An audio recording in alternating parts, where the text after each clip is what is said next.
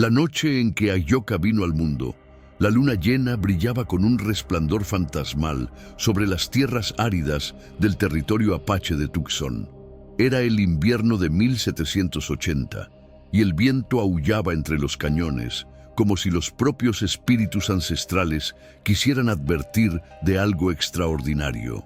En la choza de pieles de búfalo donde Kiona, joven mujer de apenas 19 años, se retorcía en los dolores del parto, la anciana partera Takoda murmuraba oraciones a los dioses mientras el fuego sagrado chisporroteaba proyectando sombras danzantes sobre las paredes.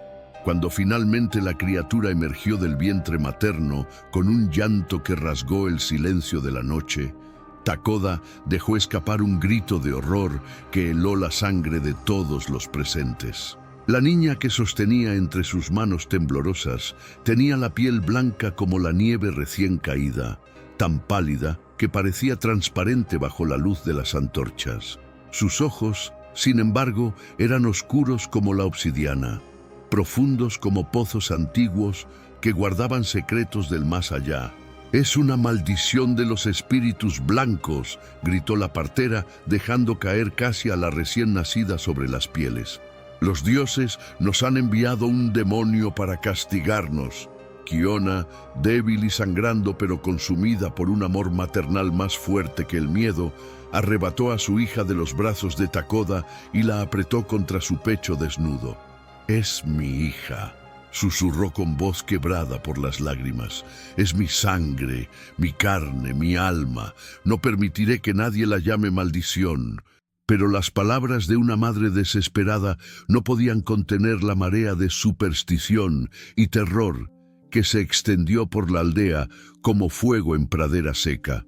Al amanecer, el cacique Nayati, hombre de rostro cincelado en piedra y corazón endurecido por décadas de guerra contra los invasores blancos, convocó al consejo tribal. Los tambores de guerra retumbaron mientras los ancianos se reunían bajo el gran árbol sagrado, donde se tomaban las decisiones que determinaban el destino del pueblo. «Esta criatura es un mal augurio», declaró Nayati con voz que no admitía réplica. «Nuestras tierras sufren la peor sequía en generaciones. Los búfalos no vienen, los ríos se secan, nuestros niños lloran de hambre, y ahora, en medio de esta desgracia, nace una criatura con la piel de nuestros enemigos. Los espíritus nos hablan claramente. Debemos abandonarla en el desierto para que los dioses decidan su destino». ¿Esta historia te está haciendo sentir algo profundo? Suscríbete y vive más momentos así.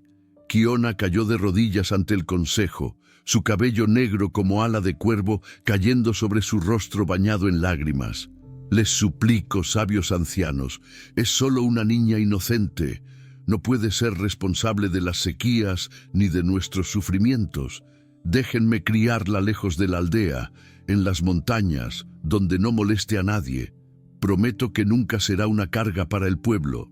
Los ancianos deliberaron durante horas mientras el sol ascendía implacable sobre el desierto sin misericordia.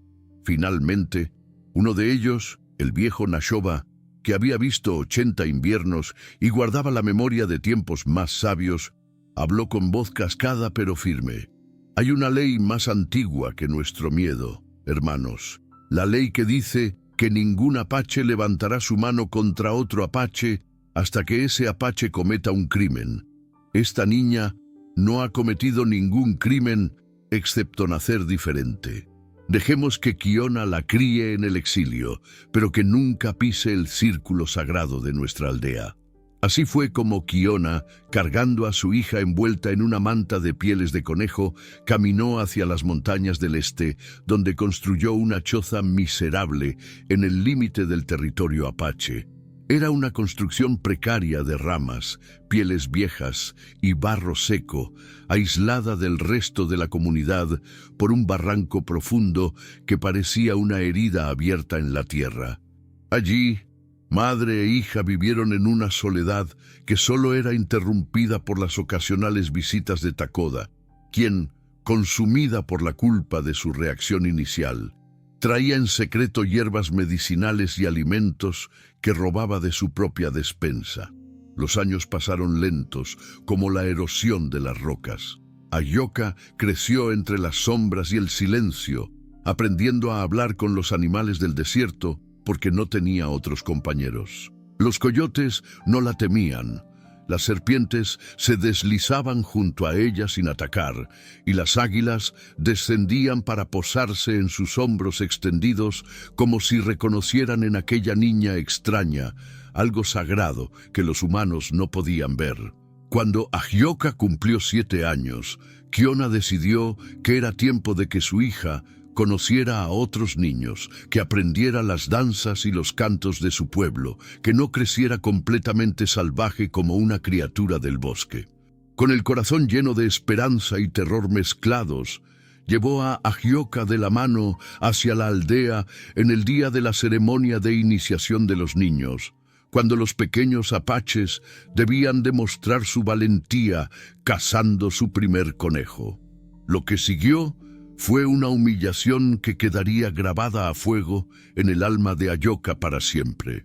Apenas pusieron pie en la aldea, los otros niños la rodearon formando un círculo cruel, señalándola con dedos acusadores, mientras gritaban: «¡Fantasma! ¡Demonio blanco! ¡Vuelve con los muertos de donde viniste!». Uno de ellos, un niño corpulento llamado Kichi, que se convertiría en guerrero temido, escupió a sus pies y le arrojó barro a la cara. «Mi padre dice que tú trajiste la sequía, deberían haberte dejado morir en el desierto». Ayoka no lloró. Incluso a esa edad temprana, había aprendido que las lágrimas solo alimentaban la crueldad de quienes no conocían la compasión. Se quedó inmóvil, con la barbilla en alto y la mirada fija en el horizonte, mientras su madre la alejaba rápidamente de la aldea con el corazón destrozado. Esa noche, Kiona abrazó a su hija bajo las estrellas indiferentes y le susurró: «Nunca olvides, pequeña luz de mi vida, que ser diferente no es ser menor. Los espíritus te hicieron especial por una razón que aún no comprendemos». Pero las palabras consoladoras de una madre no podían proteger a Ayoka del destino cruel que el universo había tejido para ella. Pocos meses después de aquel día terrible, Kiona enfermó de una fiebre violenta que la consumió en apenas 3 días. Takoda trajo todas las hierbas conocidas, realizó todos los rituales de sanación, pero nada pudo detener el fuego que ardía en el cuerpo de la joven madre. En su lecho de muerte, Kiona tomó la mano pequeña de Ayoka y le dijo con voz apenas audible: «Los espíritus me llaman, hija mía. No tengas miedo de tu destino. Eres más fuerte de lo que crees, más pura de lo que este mundo merece.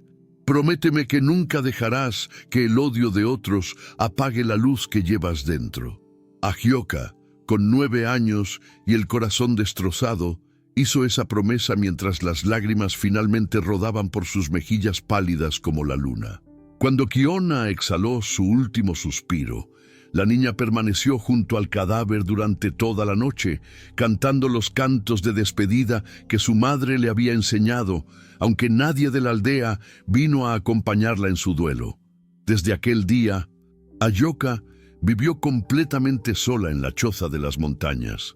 Sobrevivía cazando pequeños animales con trampas que ella misma construía, recolectando raíces y frutos silvestres, bebiendo agua de manantiales escondidos.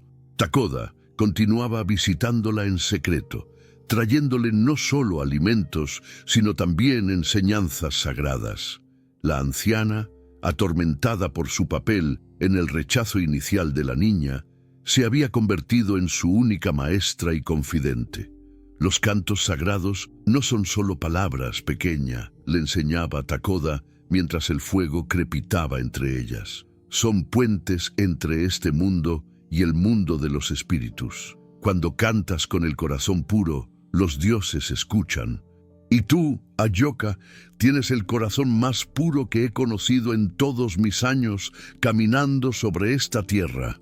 Los años continuaron su marcha inexorable.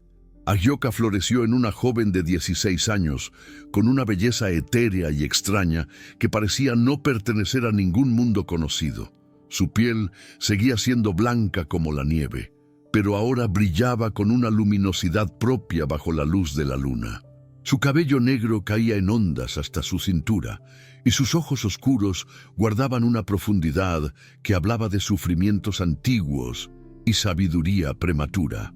Fue en una de esas noches de luna llena cuando el destino finalmente movió su siguiente pieza en el tablero de ajedrez cósmico que era la vida de Agioca. Ella había bajado al río secreto que conocía, un lugar escondido entre rocas, donde el agua aún corría cristalina a pesar de la sequía.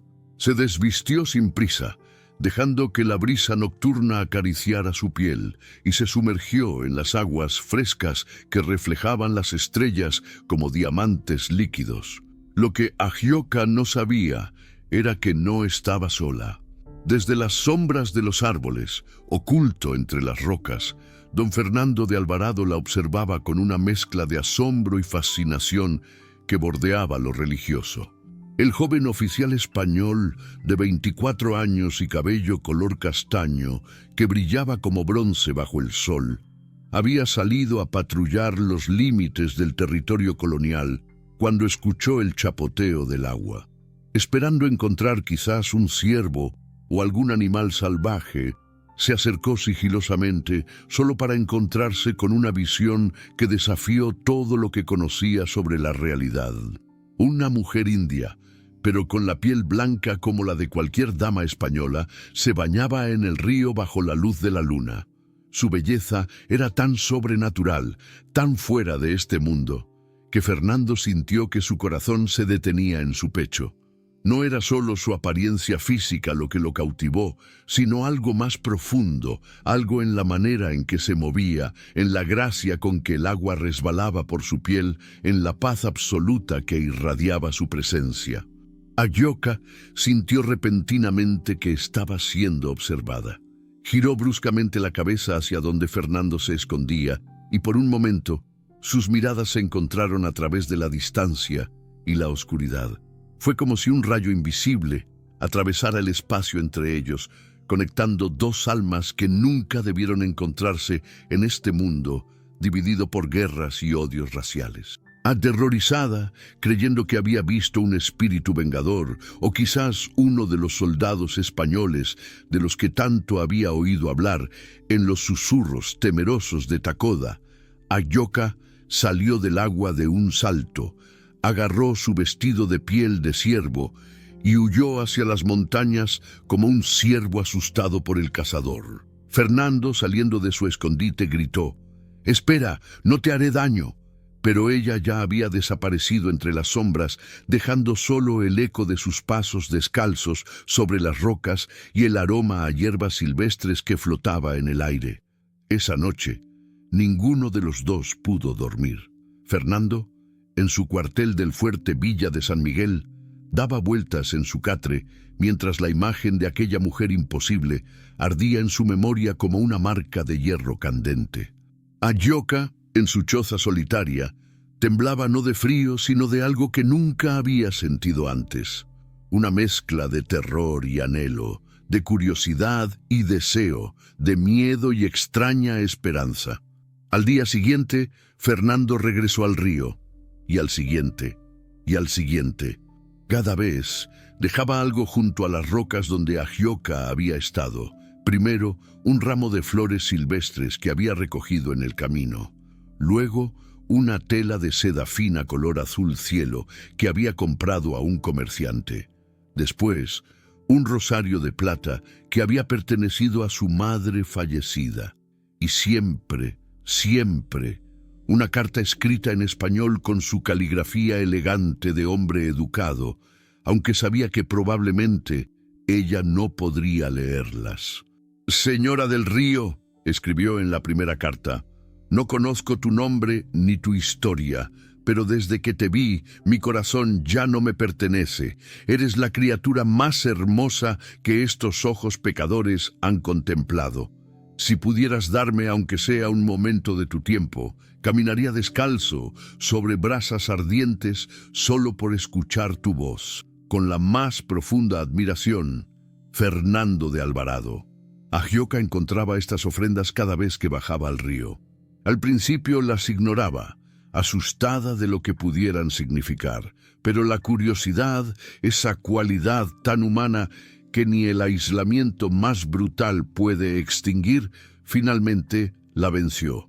Comenzó a guardar las cartas como tesoros, aunque las letras le parecían símbolos misteriosos sin significado. Llevó una de ellas a Tacoda, quien, habiendo aprendido algo de español de los misioneros años atrás, le enseñó lentamente a descifrar aquellos mensajes de amor escritos por la mano de un hombre que su pueblo consideraba enemigo. «Ten cuidado, pequeña», le advirtió Tacoda con ojos nublados por la preocupación y la edad. «Los hombres blancos traen solo muerte y destrucción. Sus palabras dulces son como la miel que esconde veneno. No confíes en él». Pero Agioca, que había vivido toda su vida rechazada por su propio pueblo por ser demasiado blanca, y ahora encontraba a un hombre blanco que parecía verla como algo hermoso en lugar de monstruoso, no pudo evitar que su corazón se ablandara. Comenzó a responder, no con cartas, pues escribir en español aún le resultaba imposible, sino dejando pequeñas ofrendas propias. Una pluma de águila, símbolo de valor en su cultura, una piedra pulida en forma de corazón que había encontrado en el río, una trenza hecha con su propio cabello negro como la noche. Así comenzó el cortejo más imposible, más prohibido, más condenado al fracaso que el destino jamás había tejido entre dos almas. Un español, hijo de conquistadores, cuya familia había derramado sangre india para tomar estas tierras, y una apache rechazada, hija de dos mundos pero no perteneciente a ninguno, cuya piel blanca la marcaba como maldición entre los suyos. Mientras este amor secreto florecía como una flor del desierto en el lugar más improbable, la tribu apache continuaba sufriendo. La sequía se intensificaba cada día más. Los pozos que habían dado agua durante generaciones ahora estaban secos. Los búfalos, fuente de vida para el pueblo, habían desaparecido por completo de la región. Los niños lloraban con vientres hinchados por el hambre y los ancianos morían uno tras otro como hojas que caen en otoño. En una reunión desesperada del Consejo Tribal, el cacique Nayati, ahora más viejo pero no menos autoritario, señaló hacia las montañas donde vivía Agioca. «Ya les dije hace años que esa criatura era una maldición. Desde que nació, solo hemos conocido desgracias. Los dioses están enfadados porque permitimos que viviera. Debemos remediar nuestro error antes de que sea demasiado tarde». La mayoría de los guerreros gritaron su apoyo, golpeando lanzas contra el suelo en un ritmo aterrador que sonaba como tambores de muerte. Solo unos pocos, entre ellos Tacoda y el anciano Nashoba, se atrevieron a expresar dudas. «¿Cómo puede una joven solitaria que vive en las montañas sin molestar a nadie ser responsable de la sequía?», preguntó Nashoba con voz débil de hombre que sabía que sus palabras no serían escuchadas. «Quizás los dioses están enfadados por otras razones. Quizás porque hemos olvidado la compasión que nos hacía grandes. Pero el miedo es una fuerza más poderosa que la razón, y la desesperación convierte a los hombres buenos en bestias sin piedad». El consejo decidió que Agioca debía someterse a una prueba antigua, una ordalía que no se había realizado en generaciones: el ritual del fuego. Debía caminar descalza sobre un lecho de brasas ardientes. Si era inocente, los espíritus la protegerían y sus pies no se quemarían. Si era culpable de traer la maldición sobre el pueblo, el fuego la consumiría y su muerte aplacaría la ira de los dioses. Cuando Tacoda llevó la noticia a Agioca, la anciana lloraba sin control, sus lágrimas dejando surcos en las arrugas profundas de su rostro. «Debes huir, pequeña.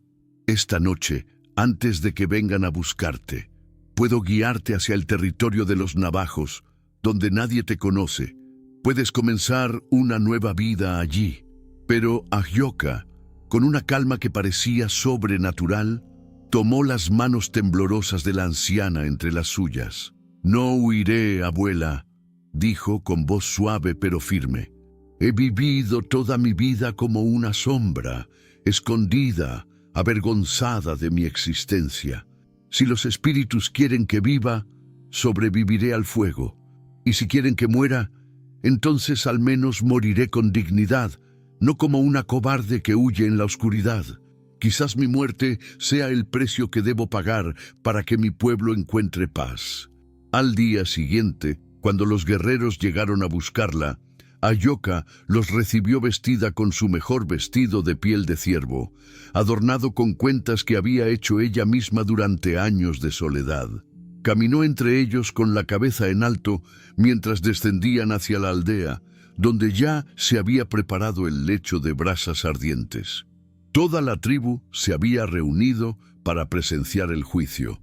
Hombres, mujeres, niños, ancianos, todos formando un círculo alrededor del fuego que chisporroteaba enviando cenizas hacia el cielo sin nubes. Lo que ninguno de ellos sabía era que un explorador mestizo, que trabajaba ocasionalmente para el fuerte español, había presenciado los preparativos y había cabalgado como el viento para avisar a don Fernando. «La mujer del río», le dijo sin aliento, «los apaches van a matarla en un ritual de fuego. Si quieres salvarla, debes ir ahora». Fernando no lo pensó dos veces. Saltó sobre su caballo más rápido, un semental negro llamado Relámpago, y galopó hacia el territorio apache con el corazón latiendo como tambor de guerra. No llevaba más que su espada y su pistola, sabiendo que enfrentaba probablemente la muerte, pero dispuesto a dar su vida por aquella mujer misteriosa que había capturado su alma sin siquiera hablar una palabra con él. Mientras tanto, en la aldea apache, Ahyoka se quitó las sandalias y se colocó frente al lecho de brasas que brillaban naranja y rojo en la luz del atardecer. El calor era tan intenso que podía sentirlo desde varios pasos de distancia, ondulando el aire como agua invisible. Nayati, desde su posición elevada junto al gran árbol sagrado, alzó la voz. «Ahyoka, hija de Kiona, ha sido acusada de traer la maldición sobre nuestro pueblo.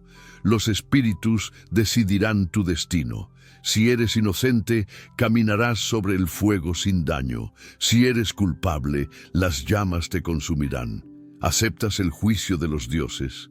Ahyoka miró a su alrededor, viendo los rostros de todos aquellos que la habían rechazado durante años. En lugar de odio, sintió una compasión profunda por ellos, por su miedo, por su desesperación, por su ignorancia. «Acepto», dijo con voz clara que resonó en el silencio absoluto. «Pero antes de comenzar, quiero que sepan algo. Nunca les he deseado mal. He rezado cada noche de mi vida por la salud y la prosperidad de este pueblo, aunque este pueblo nunca me dio ni siquiera una palabra amable. Si muero hoy, que sea sabiendo que intenté amarlos incluso cuando no me permitieron estar entre ustedes». Con esas palabras, dio el primer paso sobre las brasas ardientes. El silencio que cayó sobre la multitud era tan completo que podía escucharse el crepitar del fuego y el latido del corazón de cada persona presente. Todos esperaban ver su pie arder, escuchar sus gritos de agonía. Pero no sucedió. Ahyoka caminó sobre las brasas como si caminara sobre pétalos de flores. Su piel no se quemaba. No gritaba de dolor. Una expresión de paz absoluta iluminaba su rostro mientras cruzaba lentamente el lecho de fuego, y con cada paso que daba, algo imposible comenzaba a suceder. Las brasas bajo sus pies se transformaban en flores blancas, flores que no debían existir en esta época del año, flores que desprendían un aroma dulce que inundó todo el lugar. La multitud quedó paralizada de asombro y terror. Algunos cayeron de rodillas creyendo estar presenciando un milagro divino. Otros retrocedieron atemorizados pensando que era brujería oscura. Takoda lloraba de alegría y alivio, sus manos arrugadas unidas en oración. Cuando Ahyoka completó el recorrido y salió del otro lado del fuego, una luz dorada parecía emanar de su cuerpo entero. No era una ilusión, no era el reflejo del fuego, era algo más, algo que nadie podía explicar, pero que todos podían ver. Se dio vuelta para enfrentar a la tribu, y sus ojos oscuros brillaban con una intensidad sobrenatural cuando habló. Los espíritus han hablado. Ahora saben que no soy su enemiga. Nunca lo fui. Pero Nayati, en lugar de arrodillarse en disculpa como algunos esperaban, sintió un terror aún mayor. Este poder que Ahyoka había demostrado era demasiado grande, demasiado incomprensible. Un hombre que había pasado su vida buscando controlar y predecir, que necesitaba que el mundo siguiera reglas que él pudiera entender, no podía aceptar esta manifestación de lo inexplicable. «¡Es brujería!», gritó con voz quebrada por el pánico.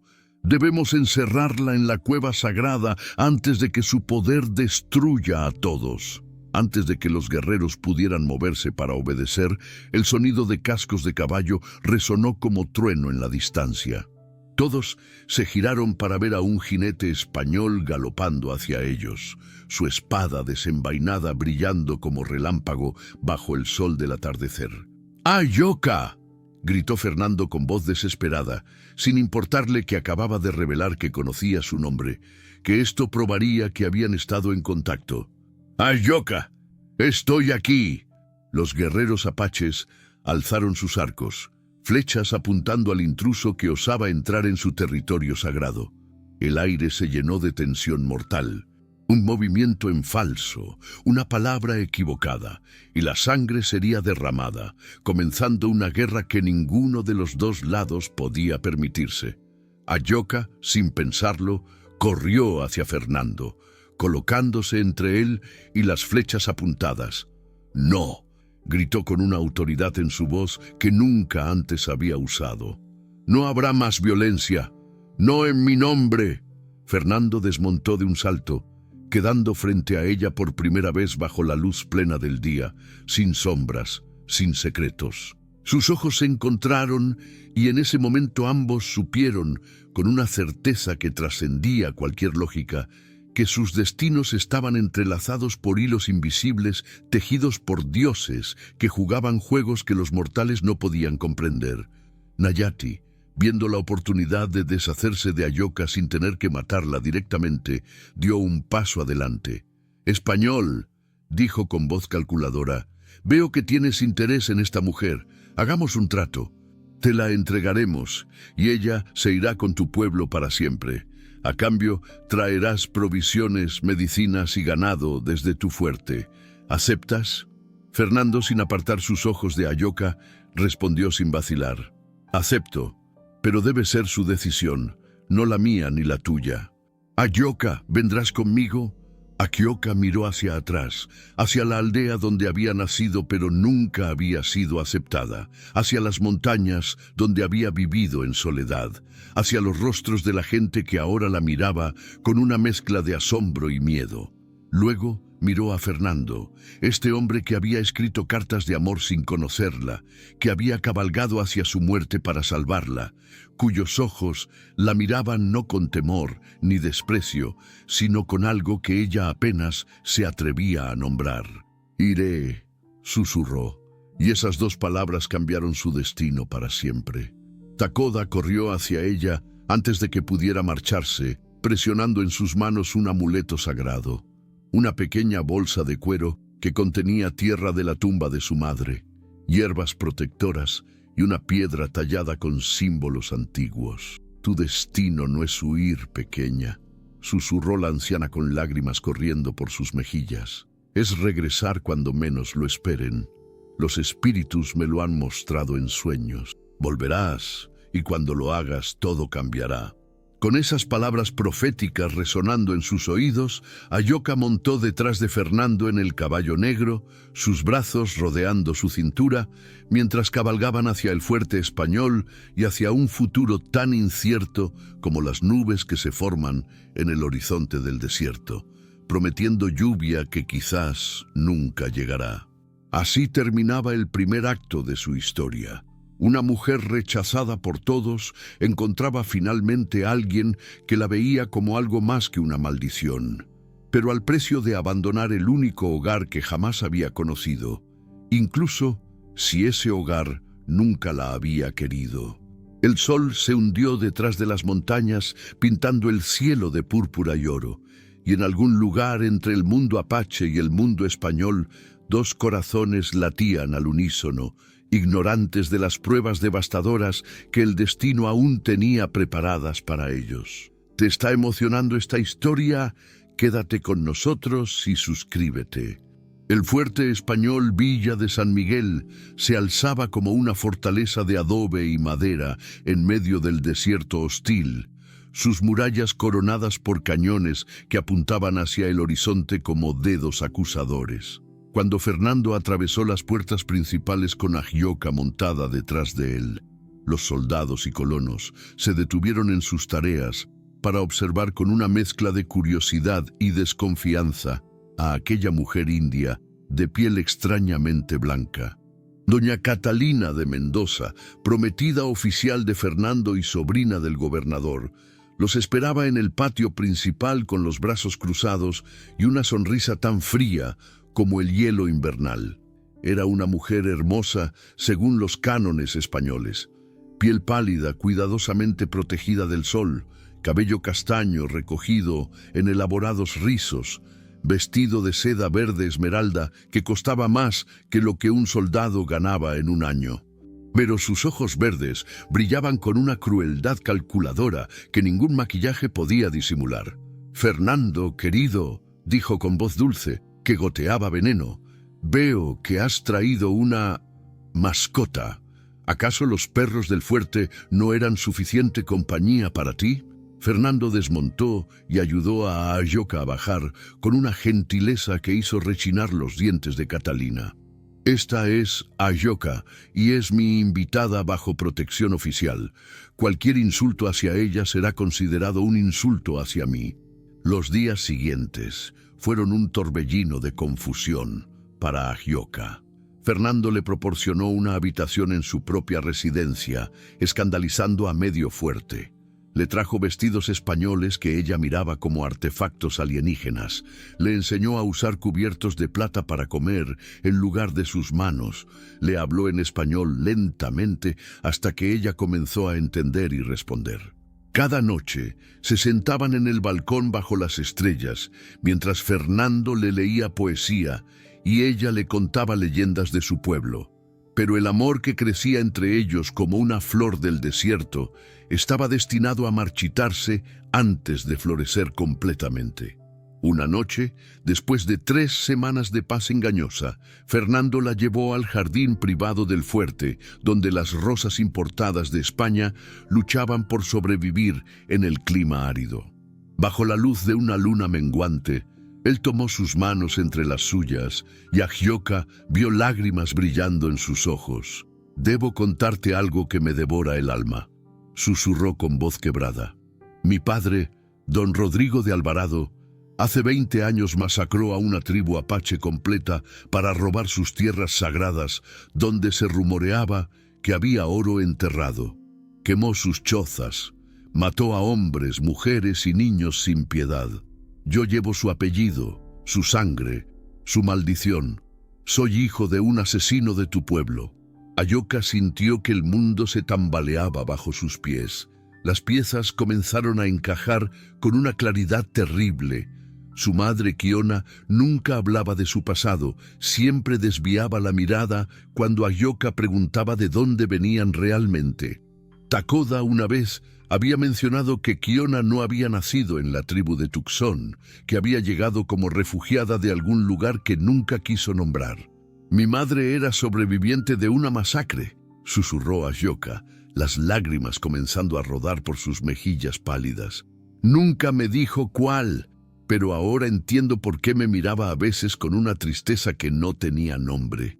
Mi piel blanca. ¿Qué si mi padre era uno de esos soldados españoles? ¿Qué si soy hija de violencia y dolor? Fernando la abrazó mientras ambos lloraban, dos almas destrozadas por los pecados de una generación anterior, unidos por el amor, pero separados por la sangre derramada que manchaba la tierra entre sus dos pueblos. Pero el destino aún no había revelado todas sus cartas crueles. Doña Catalina, quien había estado espiando desde las sombras, había escuchado cada palabra. Su mente calculadora trabajó rápidamente tejiendo una red de mentiras y manipulaciones. Al día siguiente se presentó ante el gobernador don Alfonso Ramírez con una historia cuidadosamente elaborada. «Tío», dijo con lágrimas falsas corriendo por sus mejillas empolvadas, «Fernando ha traído a esa salvaje al fuerte no por compasión, sino porque ella es su amante. Y hay algo más terrible. He descubierto que ella es hija de los salvajes que su padre masacró. Si esto se hace público, si se descubre que protege a la descendiente de nuestros enemigos, será acusado de traición a la corona. Podría ser ejecutado». El gobernador, hombre débil dominado por su sobrina ambiciosa, llamó a Fernando a su despacho. Le dio un ultimátum: o enviaba a Agioca lejos inmediatamente o enfrentaría un juicio militar por traición. Fernando, desesperado, rechazó ambas opciones y exigió pruebas de las acusaciones.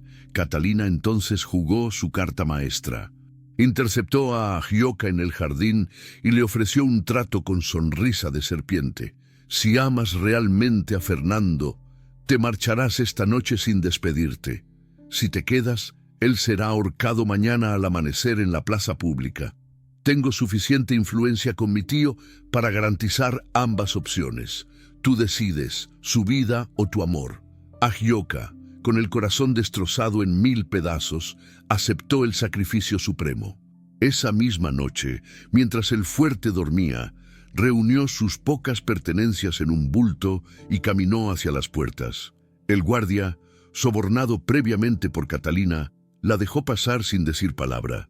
Bajo las estrellas indiferentes, Agioca comenzó el largo camino de regreso hacia las tierras apaches, cada paso alejándola del único hombre que la había amado sin condiciones. Cuando Fernando descubrió su partida al amanecer, enloquecido de dolor, destrozó su habitación y retó públicamente a duelo a quien hubiera participado en alejar a Agioca de él. Catalina, fingiendo inocencia, le dijo: «Quizás finalmente comprendió que una salvaje nunca podría pertenecer a tu mundo, querido. Te ha hecho un favor marchándose».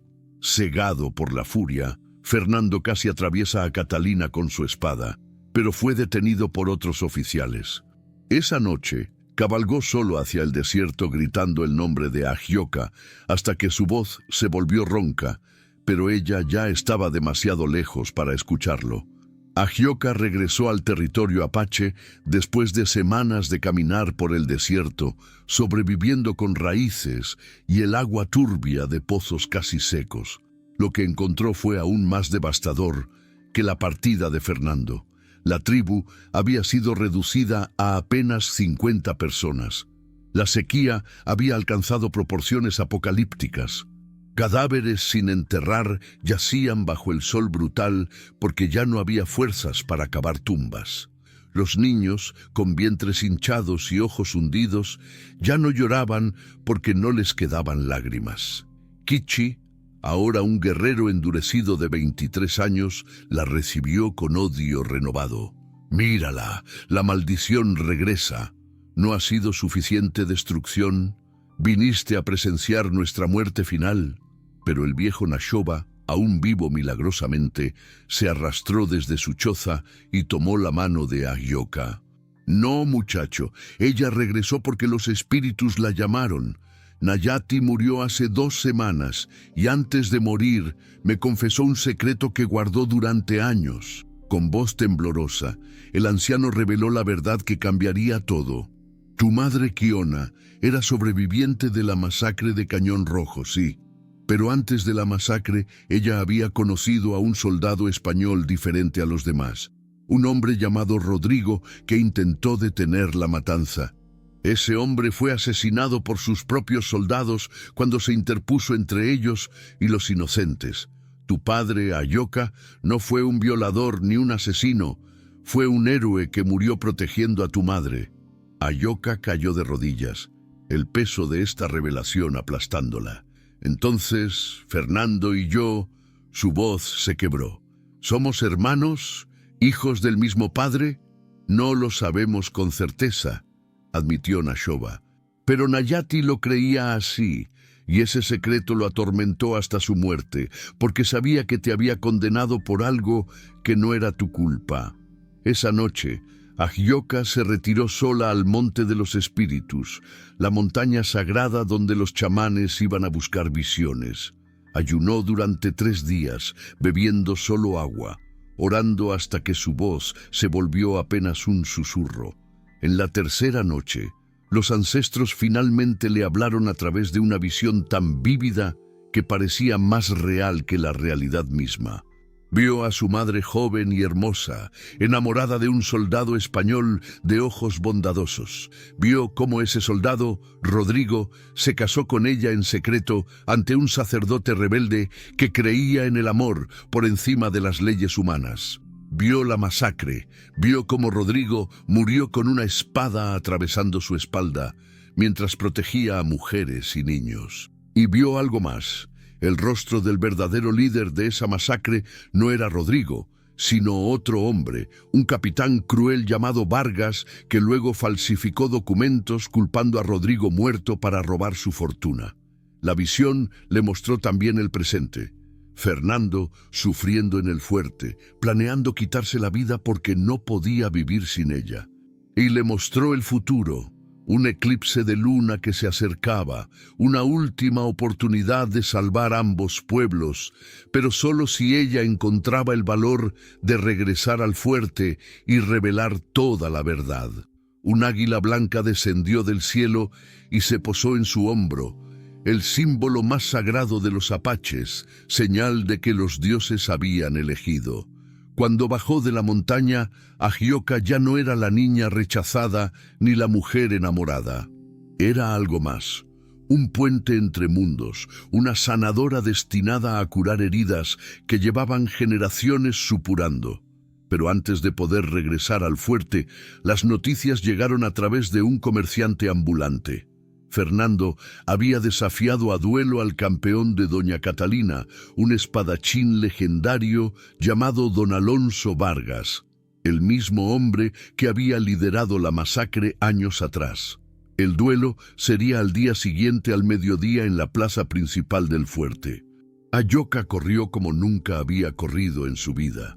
Atravesó el desierto sin detenerse, sus pies sangrando, sus pulmones ardiendo, su corazón latiendo como tambores de guerra. Llegó al fuerte justo cuando las espadas comenzaban a chocar en la plaza llena de espectadores. Escondida entre la multitud, observó horrorizada cómo Vargas, con décadas de experiencia y ningún honor, luchaba sucio contra Fernando.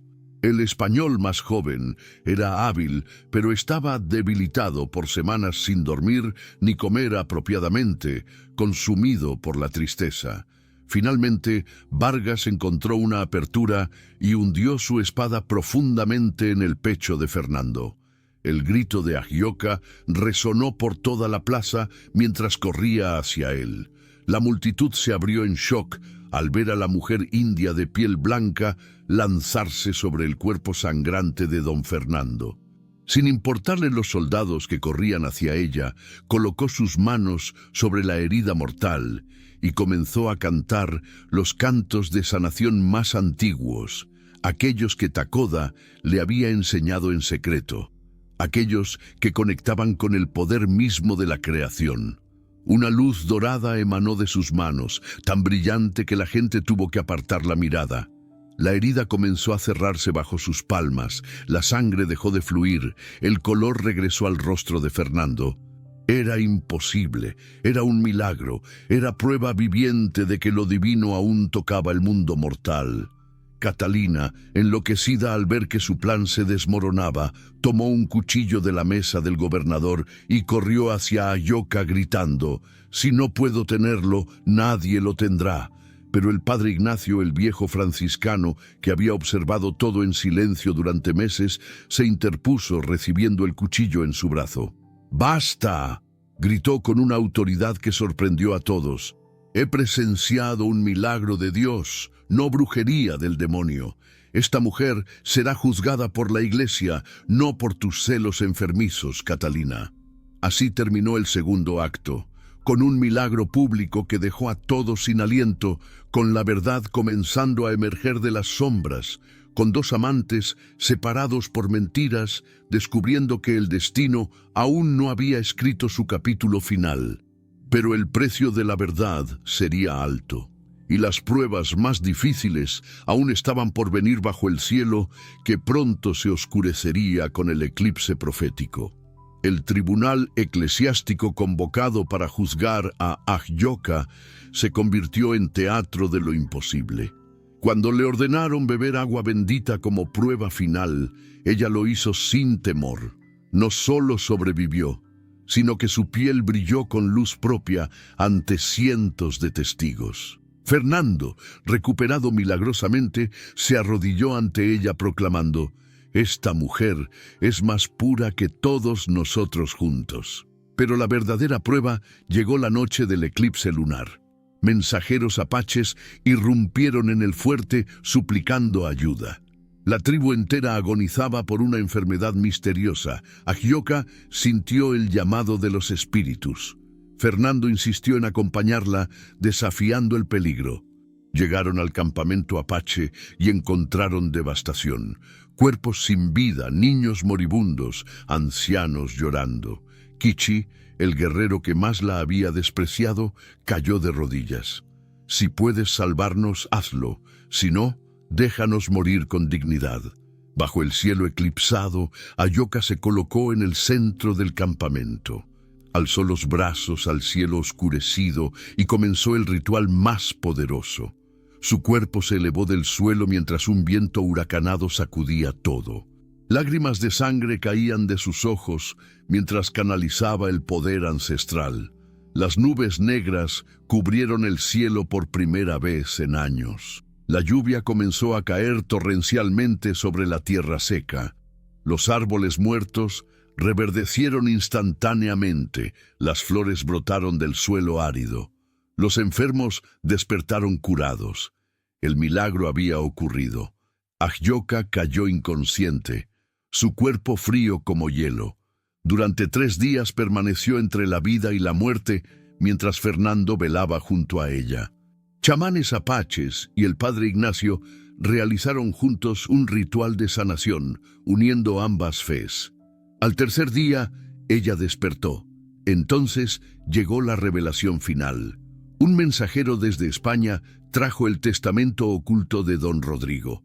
Los documentos probaban que él se había casado legalmente con Kiona ante un sacerdote que había intentado detener la masacre y fue asesinado por el capitán Vargas. Más importante aún, Ayoka y Fernando no compartían sangre. Rodrigo había muerto antes de que Kiona quedara embarazada. El verdadero padre de Ayoka era otro apache, un hombre bueno que murió en la masacre. La mentira que los había separado se desmoronó. El amor prohibido era posible, pero doña Catalina, arruinada y desesperada, regresó con mercenarios para destruir la comunidad. La batalla comenzó al amanecer. Ayoka se colocó desarmada en medio del campo, cantando el canto de paz. Una por una, las armas cayeron, mientras su voz hipnotizaba a todos. Catalina intentó dispararle, pero Fernando se interpuso. El medallón apache que Ayoka le había dado detuvo la bala. Catalina fue arrestada. Los documentos de Rodrigo llegaron oficialmente, restaurando las tierras a los apaches. Ayoka y Fernando se casaron bajo un arco de flores blancas y plumas sagradas. bendecidos por el padre Ignacio y los chamanes. Meses después, Ayoka dio a luz gemelos, un niño de piel morena y una niña de piel blanca, símbolos perfectos de la unión de dos mundos. La comunidad prosperó como leyenda viviente de que el amor vence cualquier odio. Años después, ancianos de ambas razas contaban a sus nietos la historia de la mujer blanca que trajo la lluvia. Y en noches de luna llena, su canto aún se escuchaba en el viento, recordando que donde hubo rechazo, puede nacer el milagro. Donde hubo odio, puede florecer el amor eterno. Donde cada lágrima se convirtió en semilla de esperanza, cada corazón roto encontró sanación en el perdón. ¿Esta historia está tocando lo más profundo de ti? Suscríbete y deja que la próxima te abrace aún más.